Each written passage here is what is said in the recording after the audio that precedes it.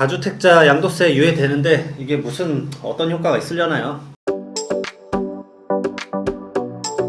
안녕하세요, 두꺼비 세무사입니다. 오늘 볼 거는 어제 기사 나왔죠. 다주택자 양도세 중과 유예 1년 더 한다고 나왔습니다.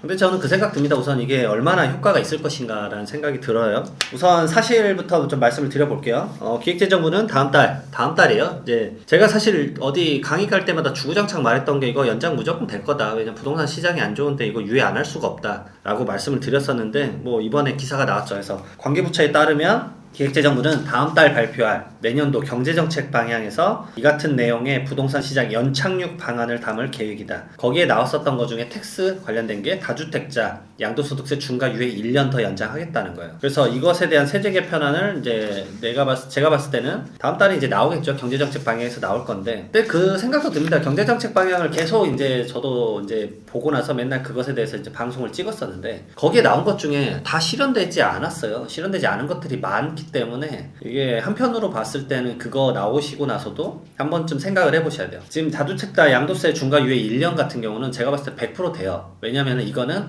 대통령령, 시행령으로 정하고 있기 때문에 이 여야가 합치가 돼야 돼서 국회를 통과해야 되는 것은 아니기 때문에 될 것 같아요. 근데 지금 통과 못하고 있는 것 중에 사실 저는 메인은 이거라고 보거든요. 취득세죠. 취득세 중과 완화 정책 22년 12월 21일 날 나온 거 아직도 통과 안 됐잖아요. 그러니까 결국은 이게 행정안전위원회 그 문턱을 못 넘고 있는데, 이게 안 되면 이게 무슨 효과가 있나라는 생각이 진짜 많이 들어요. 그리고 이제 역사는 돌고 돌잖아요. 예전에도 다주택자 양도소득세 중과 유예 계속 유예하다가 폐지된 경우가 있었습니다. 언제였죠? 2009년 3월 16일이었어요. 그때 이제 보도자료 나오고 나서 유예를 2010년 12월 31일까지 하겠다고 했고, 그 다음에 2년 연장하고 1년 연장해서 13년 12월 31일까지 결국 연장을 했었어요. 물론 그때도 똑같은 상황이죠. 비슷한 상황이라고 볼 수 있겠네요. 그때는 글로벌 경제 위기였고 이제 서프라임 모기지론이었고, 그다음에 지금 같은 경우는 양적 완화에 따른 이제 그런 이제 경제적 특수효과의 상황인 거죠. 대한민국 시장에서 좀 어렵잖아요. 그때 이제 13년 말까지 유예한 다음 14년도에는 아예 폐지를 했었습니다. 그렇기 때문에 중과세가 이제 아예 역사의 뒤안길로 갔다가 다시 그게 17년 8.1 대책부터 다시 생겨났었던 그런 제도인 거죠. 결국은 이 사태를 봤을 때 경제 위기가 계속 똑같이 유지된다고 하면은 말 그대로 부동산 시장이 연착륙이 되지 않는다라고 한다면 계속 양도소득세 중과 유예는 계속 될 거예요. 제가 봤을 때. 오히려 경제정책 방향에서 이제 핵심으로 말했던 건 그거잖아요. PF잖아요. PF 시장에 대해서 부실이 전국에서 불거지기 때문에 이런 부분들에 대해서 어떻게 좀 연착륙을 할 수 있게끔 도와줄 수 있을 것인가, 이런 부분들에 대한 고민을 오히려 더 많이 하고 있는 것 같아요.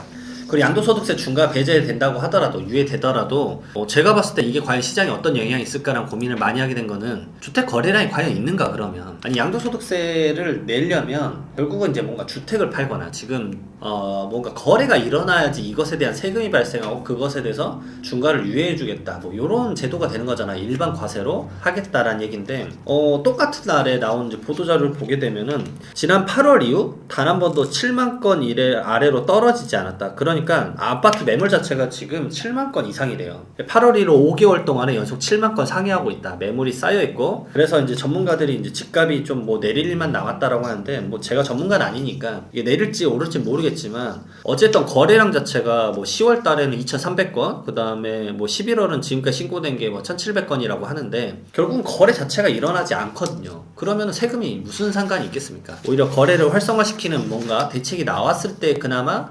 양도소득세도 중과 유예한 것이 영향을 미치겠죠. 사실상 중과 유예만 해도 거래가 일어나지 않는데 무슨 그 제도가 효과가 있겠습니까? 전 그런 생각이 좀 들고요. 근데 이제 여기서 전문가분이 어떤 의견을 또 낸 것도 있어요. 왜냐면 하락이란 것이 좀 제한적일 것이다. 왜냐면 매도자와 매수자 간에 희망 가격의 간극이 커졌기 때문에 매물이 쌓여있는 상황이다. 근데 높은 가격에 매수했던 사람은 이제 팔지 않을 거고, 가격이 떨어지니까. 집값 오른 걸 봤던 집주인이라면 가격 내리지도 않을 거고, 결국 이제 매도자랑 매수자가 가격이 이제 결국 다른 차원에서 움직이고 있다 보니까 거래가 안 되는 것일 수도 있겠죠. 근데 이럴 때는 결국은 사실 체력전이잖아요. 그리고 결국 이제 이 주택을 보유하고 있는 분들이 이제 체력상으로 이걸 버틸 수 있느냐, 이 여부가 오히려 더 관건이겠죠. 왜냐면 지금 경매 물건에서 임의 경매가 계속 쌓이고 있다라고 하더라고요.